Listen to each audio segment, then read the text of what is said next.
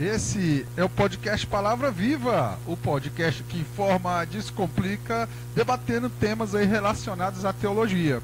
Estamos numa série temática cujo a reflexão trata de pensamentos construtivos. Contudo, essa seria a nossa segunda reflexão e o subtema seria da casa de privações ao palácio de abundâncias. Então, se você quiser sair, se você quiser passar por uma transformação, onde o ambiente, onde a sua casa, a sua igreja, os seus relacionamentos, o seu coração saia de escassez, de privações, rumo a um palácio, rumo às abundâncias, rumo a um encontro com Deus, eu te convido a assistir nesse momento, a estar atento, a abrir o teu coração para aquilo que será repassado aqui no podcast Palavra Viva, ok? Então esteja atento, né? Venha aí a meditar, venha aí estar atento, que com certeza nós temos muito a ganhar com essa temática aí, ok? Todavia, antes de entrarmos necessariamente no assunto, de abrirmos ali as escrituras, eu creio que seja pertinente conhecermos aí uns livros, uns materiais interessantes de pessoas até contemporâneos nossos, de poucas décadas atrás, que marcaram suas gerações. Um desses exemplos que dá muito gosto em falar com você seria o pastor sul-coreano David Yong-Soo, que escreveu o livro ali, A Quarta Dimensão, que fala de que ele vivia ali no ambiente de pobreza, de dificuldades, de limitações, e ele, através da fé, através da oração, foi chamando à existência aquilo que não existe, e ao ponto de tornar-se uma das referências aí no mundo a nível de igreja que ora, de igreja com muitos membros, de ser um referencial mesmo ali, devido às conquistas do seu casamento, na autoestima pessoal, no seu ministério. Então, essa proposta de oração, de fé, é muito interessante. Um livro do mesmo nível aí seria Generais da Oração, que tem na sua capa aí nomes como Charles Haddon Spurgeon, na sua contracapa aí Dwight Lyman Moody, o maior professor de escola bíblica norte-americano. Temos Martin Lloyd Jones, que figura entre os melhores teólogos britânicos aí, Peter Wagner, o Jonathan Edwards, que chegou a pedir nações a Deus. Ele chegou a falar: dá-me a Escócia ou eu morro, e Deus deu a ele aquela nação, né? Fazendo dele mais que vencedor. Então, temos aí mulheres também de Deus sendo retratadas no livro, Catherine Kuhlman, Aimee Semple McPherson, fundadora da Igreja Quadrangular. Então são materiais interessantes aí para você que pretende se aprofundar no assunto, para você que tem interesse, para você que não quer ficar limitado a apenas o que é repassado aqui no podcast, tá? Então o livro Generais da Oração é um livro interessante, porque vai em meio às suas páginas aí você vai se deparar com William Seymour, que foi aquele ali que viveu na Rua Azusa, né, que foi considerado por muitos o catalisador do Pentecostes. Temos aí também John Alexander Dowie, o apóstolo da cura. Temos também Evan Roberts, o protagonista do avivamento ali do país de Gales, né? Então Edino Mello colocou esse livro aí, eu recomendo a você. Sobretudo, eu quero dizer que o principal, aquilo que é transformador, seria o poder das escrituras, seria o texto bíblico. Nada jamais vai se sobrepor às escrituras sagradas. Somente Cristo, somente o verbo, somente a palavra de Deus trata do caráter de Deus, é transformador, nutre a igreja. Esses livros aí são apenas a título de curiosidade mesmo. E quando uma certa denominação fala que o seu líder maior, assim como a tradição e o magistério se equiparam à Bíblia, isso é um engano, isso é uma heresia, isso é um completo absurdo. Somente as escrituras têm o poder transformador. Então, sem mais delongas, vamos ao texto bíblico, vamos meditar, né, em 1 Samuel capítulo 25, e cujo primeiro versículo fala o seguinte: faleceu Samuel, e todos os filhos de Israel se ajuntaram e prantearam o seu sepultamento em Ramá, na sua casa.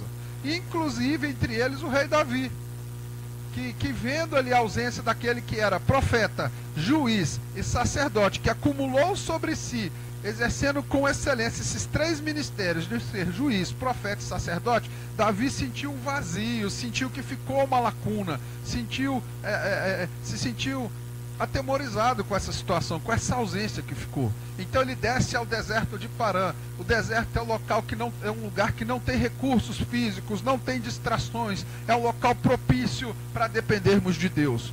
Uma vez que foi no deserto em que Moisés viu a sarça ardente, libertou-se do Egito. Uma vez que no deserto Jacó teve a visão celestial. Uma vez que no deserto era o local onde João Batista clamava, era a voz que clamava no deserto. Foi no deserto que Jesus venceu o diabo com a palavra. E o deserto é a escola de Deus, é um lugar do tratar de Deus, de respostas de Deus. Então, sempre que você se vê em um deserto, esteja certo que lá você terá um encontro com o Altíssimo. Glória a Deus.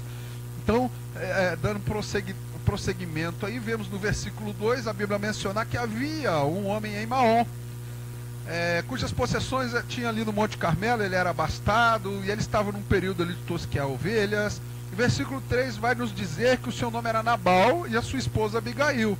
Essa sua esposa, a Bíblia vai dizer que ela é sensata, formosa. Em algumas traduções vai nos dizer que ela era de bom entendimento e bela, né, aos olhos de Deus, o seu interior. Todavia um homem duro, maligno no seu trato, no seu lidar com pessoas. Sobretudo, ele trazia no seu sangue, na sua genealogia, a descendência de Caleb, aquele que foi sucessor de Moisés. Mas por livre, espontânea vontade, ele optou por não dar um bom testemunho, por não seguir um legado de uma liderança exemplar. Ele seguiu o caminho da dureza, o caminho da intransigência e de ser maligno. Com isso, fica ressaltado aqui nesse texto que o livre-arbítrio, a responsabilidade é pessoal, é minha e sua. Porque muitas das vezes temos numa empresa um chefe bom com funcionários maus, um chefe mau com funcionários bons. Numa mesma casa, uma pessoa boa, sensata, formosa e outra dura no trato, maligna.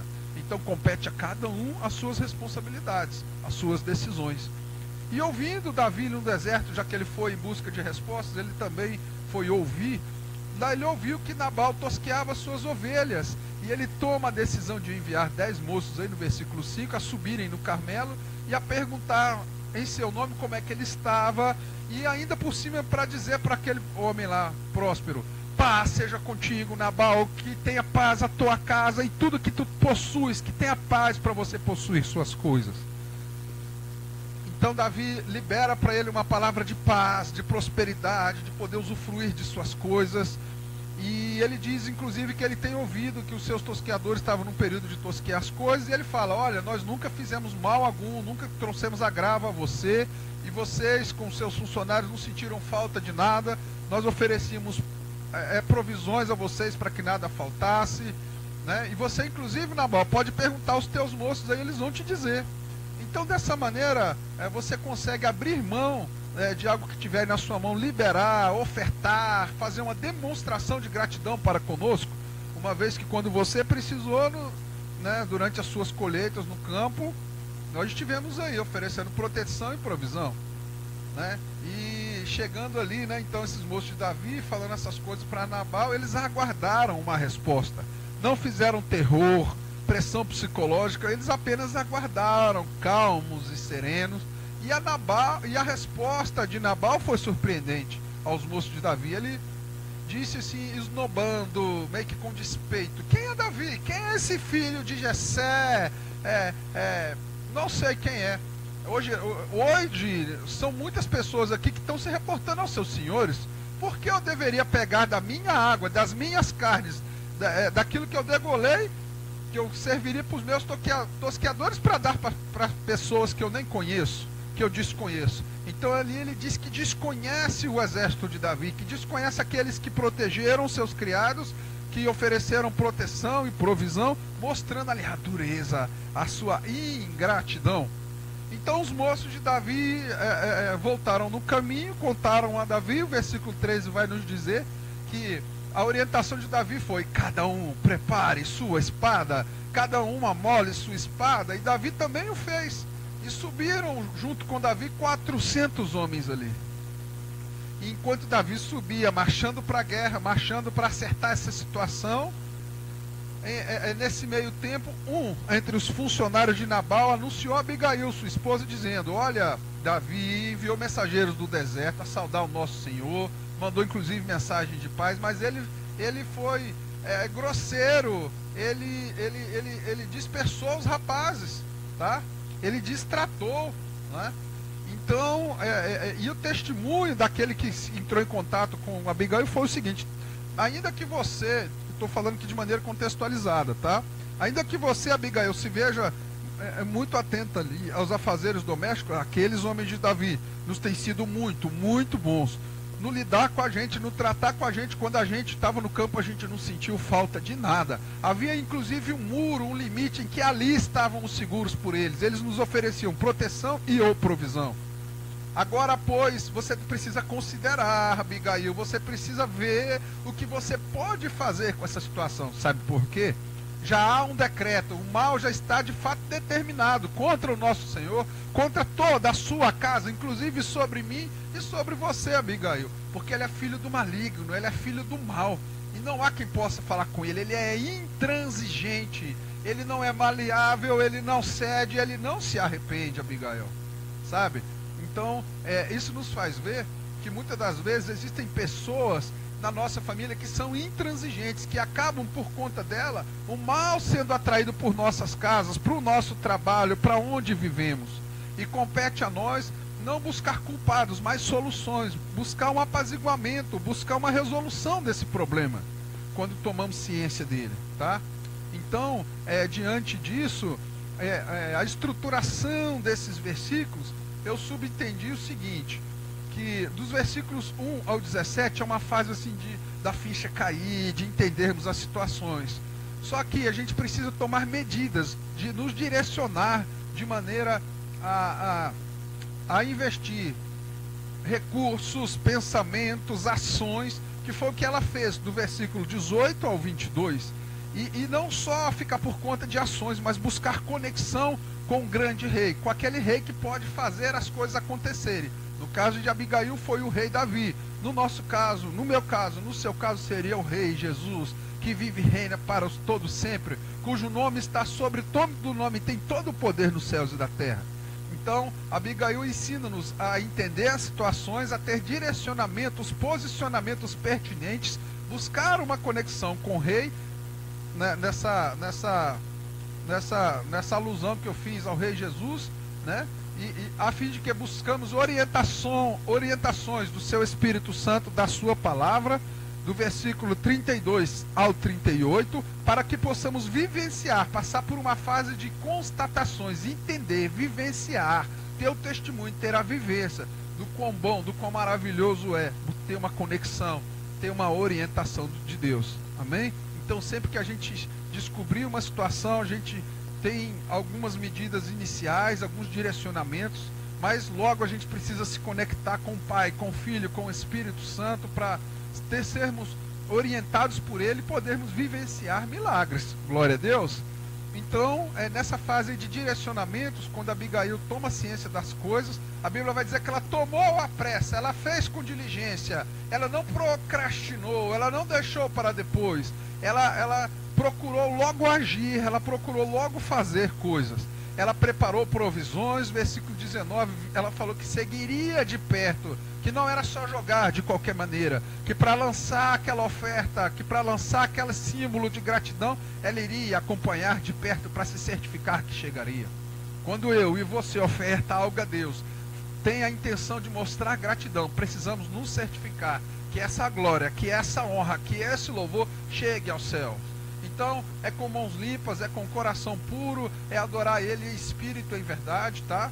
Porque isso que aconteceu no versículo 20 pode acontecer conosco. Enquanto ela libera algo para ir de encontro ao rei, o rei foi de encontro a ela. A Bíblia vai nos dizer que ela estava encoberta pelo monte e Davi também desciam. Ela via no monte e Davi também ia. Ou seja, a gente ora daqui da terra, elevando as nossas orações a Deus. E Deus do seu trono de glória pode estar liberando uma palavra profética sobre a tua vida, sobre a minha vida. Então entenda que o ato de você abrir mão de coisas para ir de encontro a Deus pode fazer com que você sejamos mais que vencedores. E nessa oportunidade, o versículo 21 diz que nessa fase de direcionamento em que ela se posiciona, Davi fala com ela: olha, Até agora de nada serviu eu ter tomado conta de tudo quanto Nabal possui no deserto. Eu não deixei faltar nada a ele não sentiu falta de nada, tá? E ele me pagou aquilo que eu fiz de bem, ele me pagou com mal, com ingratidão, com despeito. Então, no versículo 22, ele diz que o objetivo era exterminar, erradicar as pessoas do sexo masculino, ou seja, os homens, aqueles que dariam continuidade ao legado, para acabar um legado de coração duro, para pôr fim a um legado de insensatez, para pôr fim a um legado de coisas malignas, de ingratidão. Só que, junto com esse fim de Nabal, junto com o joio, o trigo seria sacrificado. Aquela Abigail que nem nada tinha a ver com Nabal acabaria pagando os justos pelos pecadores, tá? Então, entendendo isso, a postura de Abigail é uma postura de intercessora, porque ela quis buscar uma conexão. A Bíblia vai nos dizer, olha a palavra-chave, vendo Abigail, olhando, não apenas fazendo a distância, mas se aproximando. Ela apressou-se, desceu-se do seu meio de transporte, prostrou-se o rosto ao chão e inclinou-se à terra. Isso me remete a uma postura de um adorador, uma postura de rendição, de submissão. Você colocar o teu rosto em terra, você reconhecer as tuas fragilidades, a tua limitação e o poder do grande rei. E entender que você está impotente diante das situações, que eu sou impotente, mas com Deus somos mais que vencedores. Tudo posso naquele que me fortalece. Glória a Deus. Então, lançou-se-lhe aos pés e disse: Ah, Senhor meu, eu tenho culpa, e se o Senhor permitir, deixe que eu fale contigo.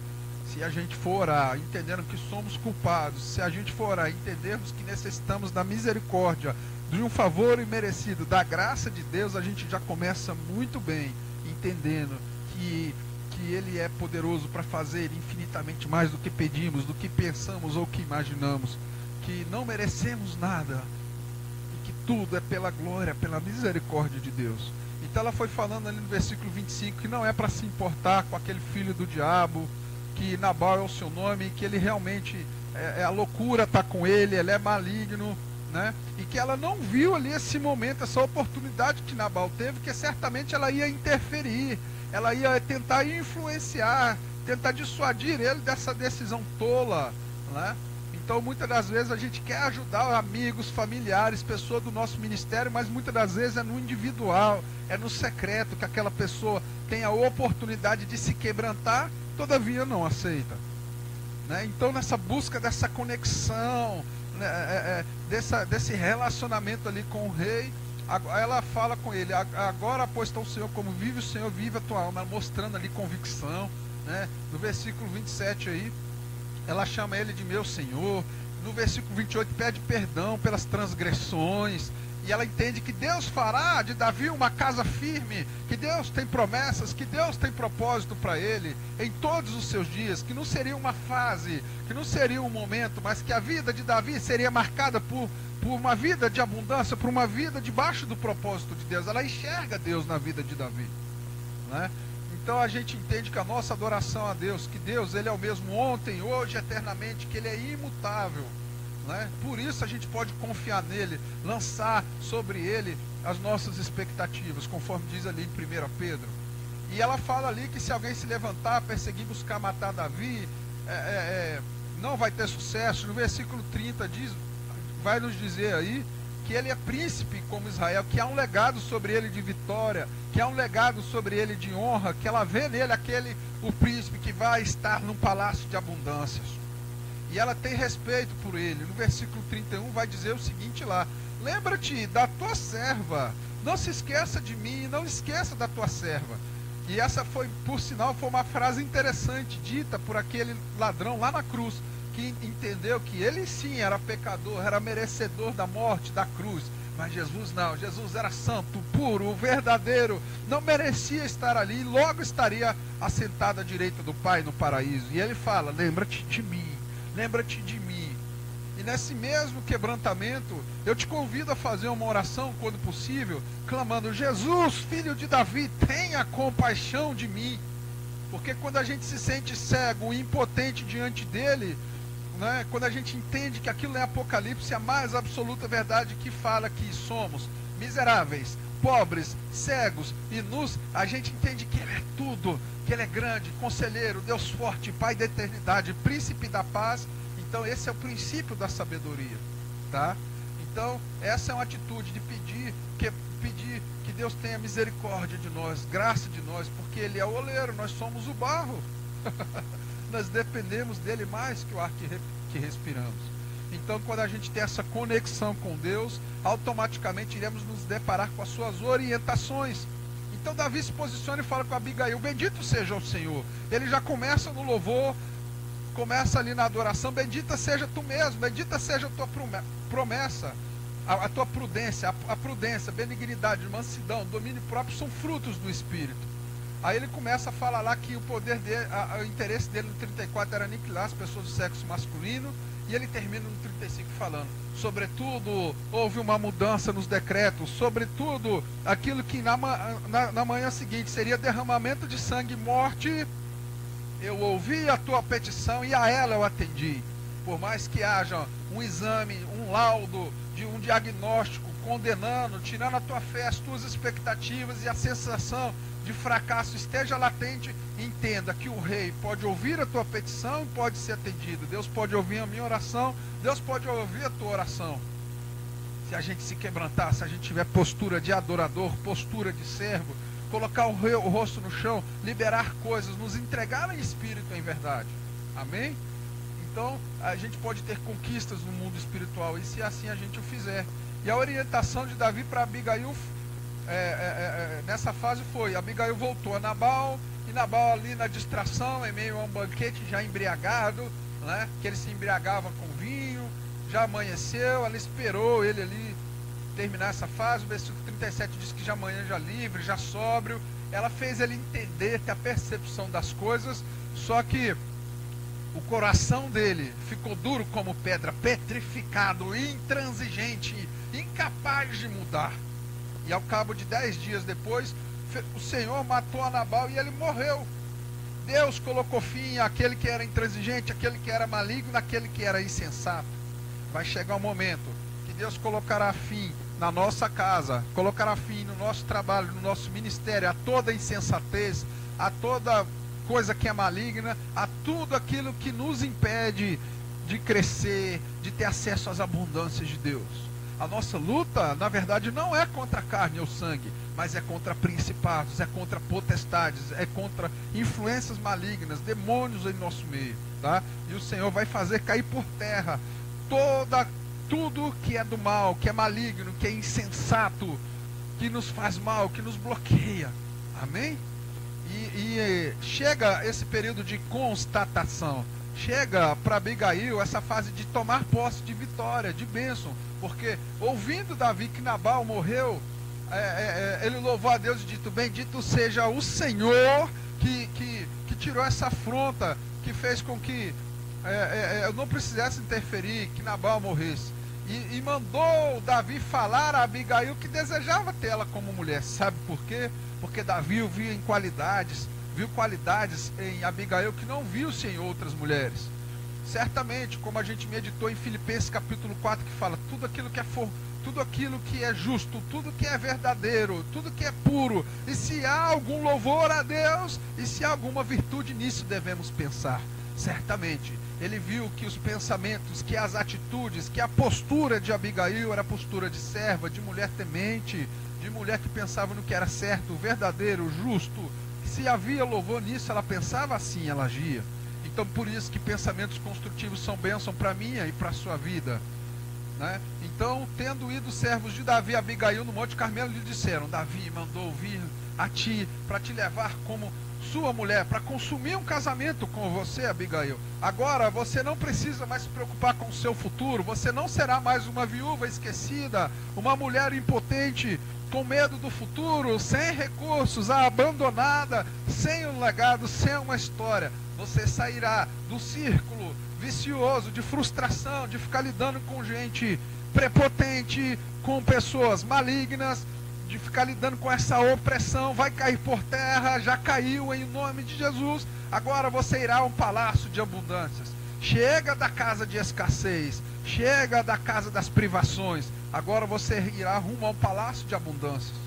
Então que essa mensagem sirva para você ver, entender que ainda que temporariamente você esteja aí num ambiente de privações, numa casa de privações, irão ocorrer situações que toda privação, que toda amarração, que toda obra maligna cairá por terra. E Deus irá te levar a um lar, a um casamento, a um trabalho, a um ministério próspero, a um palácio de abundâncias, que é esse palácio, é a presença dele, é o altar de adoração dele, é um ambiente onde ele te abençoa, onde você contempla a sua glória, onde você pode estar até aqui na terra, mas atualmente o teu coração está nos céus. Assim como Isaías viu o alto, branco, grande e sublime trono, você, se creres, verás a glória de Deus. Se creres, verás a glória de Deus.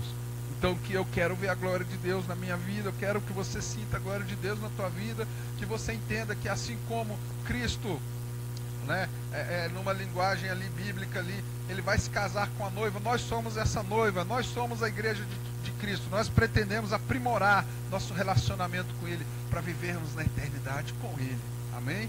Então, guarde essas palavras, guarde o que foi ministrado aqui, e se você quiser compartilhar alguma experiência, pode comentar, você é livre, inclusive, para se inscrever, sinta-se à vontade para marcar que gostou e para compartilhar o vídeo aí com amigos, porque o podcast Palavra Viva é o podcast que informa, descomplica e debate temas relacionados à teologia, e eu espero que brevemente, inclusive, na terceira reflexão acerca de pensamentos construtivos, você possa estar novamente conosco.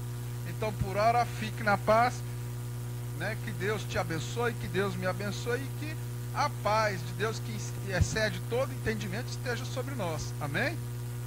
Glória a Deus.